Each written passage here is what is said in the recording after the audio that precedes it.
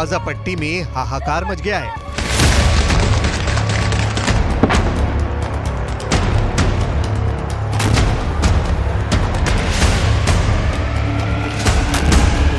फिलिस्तीन के तमाम अखबार अब ये खबरें छाप रहे हैं कि इजराइल के सैनिक गाजा पट्टी के घरों में घुसकर लोगों पर हमला कर रहे हैं। क्या फिलिस्तीन के अखबारों का ये दावा सही है? इसकी पूरी पड़ताल आगे करेंगे।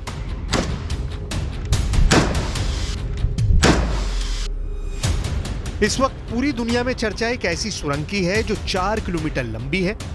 इस सुरंग के अंदर 4 पहिए वाली गाड़ियां बहुत आराम से गुजर सकती हैं।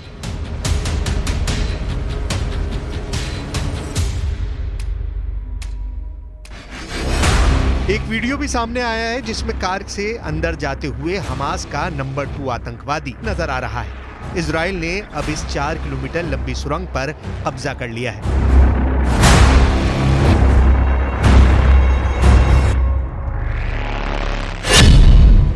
दावा किया जा रहा है कि हमास को एक बहुत बड़ा झटका है, लेकिन सुरंग के अंदर हमास के आतंकियों ने इजराइल के सैनिकों को मुकाबला करने के लिए और उनको धमाकों से उड़ाने के लिए भी पूरा इंतजाम किया हुआ था। आखिर कैसा है हमास का ये खतरनाक सुरंग लूप, आपको आगे दिखाने वाले हैं। अमेरिका के रक्षा मंत्री लॉयड ऑस्टिन भी युद्ध के बीच में इजराइल पहुंच चुके हैं। अमेरिका और इजराइल अब इस पूरी जंग में क्या नया बदलाव करने वाले हैं, ये भी हम आपको आगे बताएंगे। लेकिन सबसे पहले आपको दिखाएंगे वो खतरनाक सुरंग जिसके अंदर जाने की हिम्मत करना भी आसान बात नहीं है, क्योंकि सुरंग के अंदर हमास का आतंकी याहिया सिनवार भी रह चुका था।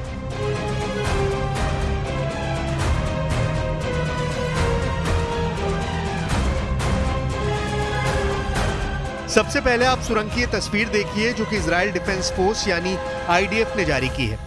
ये सुरंग इजराइल और गाजा के बॉर्डर के पास पाई गई और 4 किलोमीटर लंबी सुरंग का इस्तेमाल इजराइल पर हमले के लिए किया जा रहा था। इजराइल डिफेंस फोर्स ने जो वीडियो जारी किया है उसमें साफ दिख रहा है कि इजराइल और गाजा पट्टी के क्रॉसिंग बॉर्डर के दूसरी तरफ इजराइल का झंडा नजर आ रहा है। इजराइल और गाजा पट्टी की चौकी के पास थोड़ा दूर ही आगे जाने पर वो सुरंग नजर आती है जिसका जिक्र इजराइल कर रहा है। इजराइल डिफेंस फोर्स के मुख्य प्रवक्ता डैनियल हगारी ने खुद इस सुरंग शाफ्ट यानी सुरंग के प्रवेश द्वार तक पहुंचे और उन्होंने लोगों को ये बताया कि सुरंग किस तरह से आतंकवादियों द्वारा इस्तेमाल की गई थी। This is the Sinwar project tunnel that was meant to do a terror attack on the Erez crossing. The Erez crossing that symbols hope, and this tunnel that symbols horror, terror, conflict.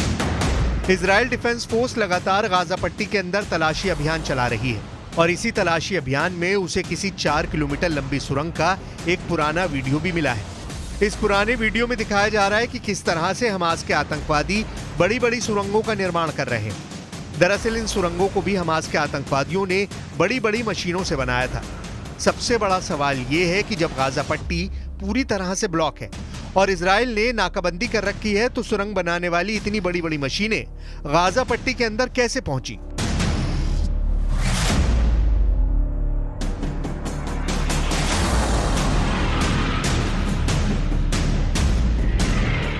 Israel ने इसी सुरंग का एक और video भी जारी किया है। ये वीडियो भी हमास ने ही रिकॉर्ड करवाया था।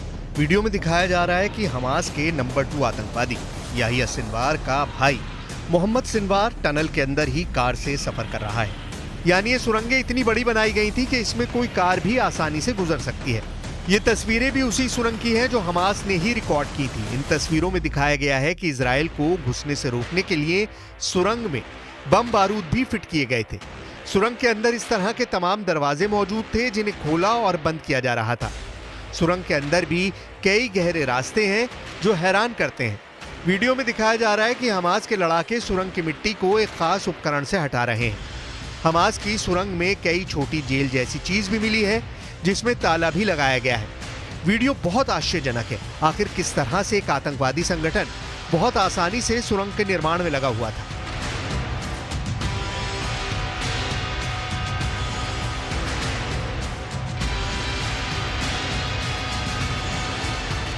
एक तरफ इजराइल की डिफेंस फोर्स ने हमास की सबसे लंबी सुरंग को छीनकर हमास को बड़ा झटका दिया है।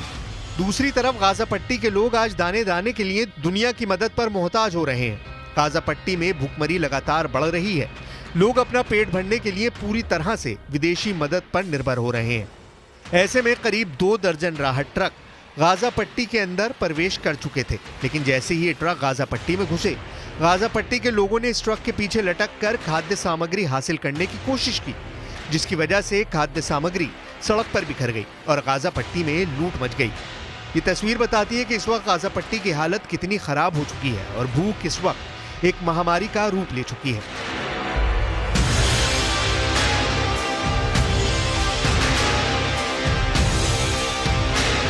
फिलिस्तीन के कई अखबारों और गाजा पट्टी में रिपोर्टिंग कर रहे दुनिया के कई समाचार पत्रों ने यह दावा किया है कि गाजा पट्टी के शुजैया तुफा और दाराज इलाके में इजराइल के सैनिकों ने घरों में घुसकर लोगों को मारा है। इसके साथ ही रविवार को इजराइल के एयरफोर्स ने जबलिया कैंप पर एक बहुत बड़ा हमला किया है। इस हमले में गाजा पट्टी के सबसे ज्यादा लोग मारे जा चुके हैं। लगातार खून खराबे से लोग बहुत परेशान हो चुके हैं और अब वो इसके लिए इजराइल और हमास को दोषी मान रहे हैं। سمعنا دبة. لما سمعنا الدبة طلعنا برا نشوف ايش اللي صار. لقينا دار جيراننا المسلمي انقصفت على الطابق الرابع، وفي طبعا شهداء وفي جرحى وفي واحد شهيد لسه من امبارح لقيت طلوع। दूसरी तरफ अमेरिका के रक्षा मंत्री लॉयड ऑस्टिन इजराइल पहुंच चुके हैं। Lloyd Austin Israel defence force के साथ मिलकर इस बात पर चर्चा करेंगे कि मौजूदा परिस्थितियों में युद्ध को कैसे आगे बढ़ाया जाए। लेकिन ऑस्टिन के दौरे के पहले ही इजराइल के प्रधानमंत्री नेतन्याहू ने एक बहुत ही महत्वपूर्ण बयान जारी कर साफ कहा है कि हमास के आखिरी आतंकी के खात्मे तक युद्ध जारी रहेगा।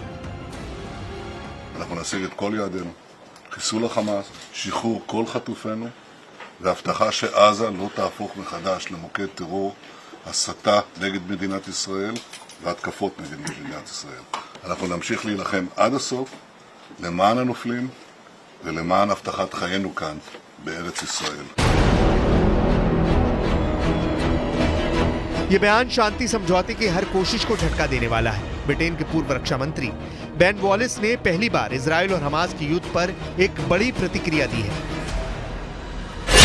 बेन वॉलिस ने कहा कि इजराइल की मौजूदा नीति काफी घातक है और इजराइल जिस तरह हमले कर रहा है 50 साल तक इस पूरे इलाके में शांति स्थापित हो पाना आसान नहीं होगा।